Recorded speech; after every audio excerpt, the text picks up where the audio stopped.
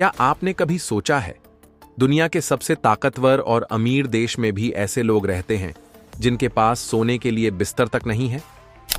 जहां गगनचुंबी इमारतों की रोशनी रात को दिन जैसा बना देती है, वहीं उसी शहर के अंधेरे कोनों में लोग ठंड और भूख से कांपते हैं। क्यों? क्या यह उनकी किस्मत का खेल है या फिर सिस्टम की नाकामी? हम कैसे मान लें कि एक मुल्क जो पूरी दुनिया को तरक्की का सपना दिखाता है, अपने ही नागरिकों को सड़कों पर सोने को मजबूर कर देता है? आज हम आपको एक ऐसे सफर पर ले चलेंगे जहां हर मोड़ पर आपको लगेगा, क्या यह सच है? और यकीन मानिए, आखिर तक देखते रहिएगा, क्योंकि जो तस्वीरें और कहानियां आप देखने वाले हैं वो आपकी सोच को हमेशा के लिए बदल सकती हैं। गरीब कौन कहलाते हैं? अमेरिका में सरकार गरीबी का अंदाजा पॉवर्टी लाइन यानी गरीबी रेखा से लगाती है, जो परिवार के सदस्यों की संख्या के हिसाब से तय होती है। उदाहरण के लिए, साल 2023 में अगर कोई अकेला व्यक्ति सालाना लगभग $15,500 से कम कमा रहा था तो उसे गरीबी रेखा से नीचे माना जाता था।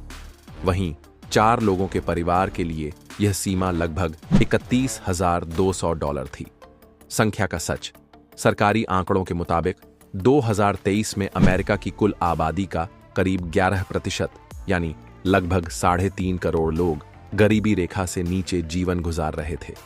सोचिए, इतनी बड़ी अर्थव्यवस्था में भी लाखों लोग रोजमर्रा की बुनियादी जरूरतें जैसे अच्छा खाना, इलाज और घर का किराया पूरा करने में जूझ रहे हैं। बेघरपन का कड़वा सच। सिर्फ जनवरी 2024 की एक रात में पूरे देश में लगभग 7,60,000 लोग बेघर पाए गए। यह अब तक का सबसे बड़ा आंकड़ा था। इनमें से 1/3 से ज्यादा के पास कोई छत नहीं थी। वे सड़कों, पार्कों या अपनी कारों में रात गुजारते थे।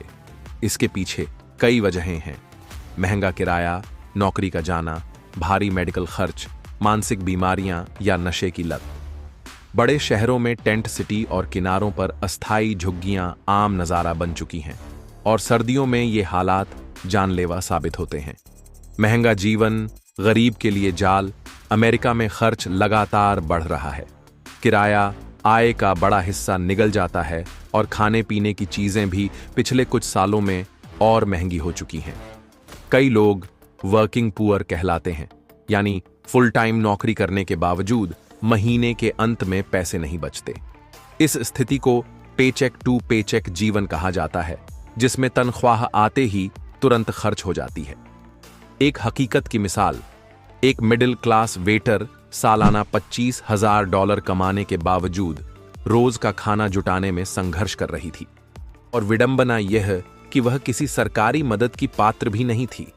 यह हालत सिर्फ युवाओं में नहीं बल्कि बुजुर्गों में भी देखने को मिलती है, जो रिटायरमेंट के बाद भी मजबूरी में काम कर रहे हैं। सरकारी सहायता और उसकी सीमाएं। अमेरिका में गरीब और बेघर लोगों के लिए कई तरह के कार्यक्रम चलते हैं, जैसे SNAP, फूड स्टैम्प्स, शेल्टर और फ्री मील प्रोग्राम्स।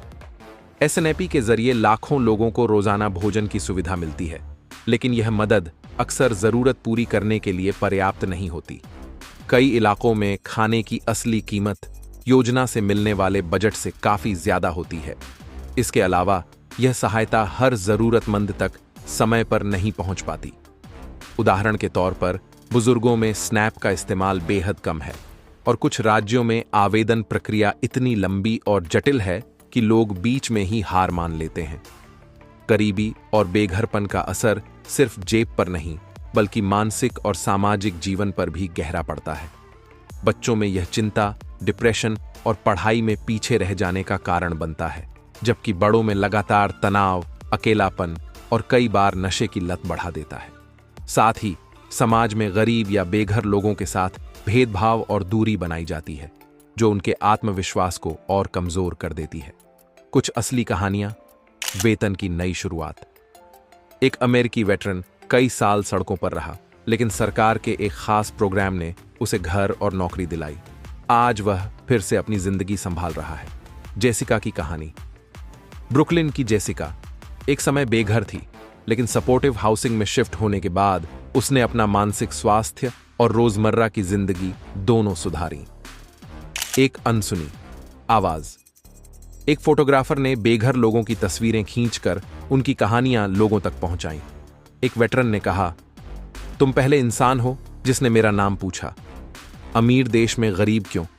अमेरिका में अमीरी और गरीबी के बीच की खाई बेहद गहरी है।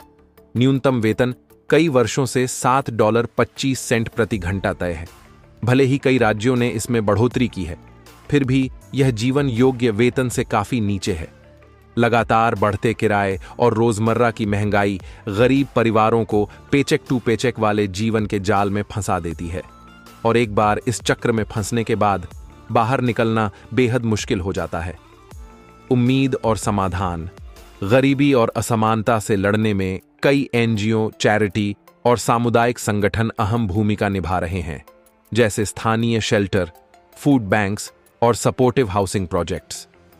प्रेस एक्ट ऑफ 2025 जैसे प्रस्ताव, जो संघीय न्यूनतम वेतन को धीरे धीरे $17 प्रति घंटा करने का लक्ष्य रखते हैं, लगभग 2 करोड़ 2 लाख कामगारों के लिए राहत ला सकते हैं।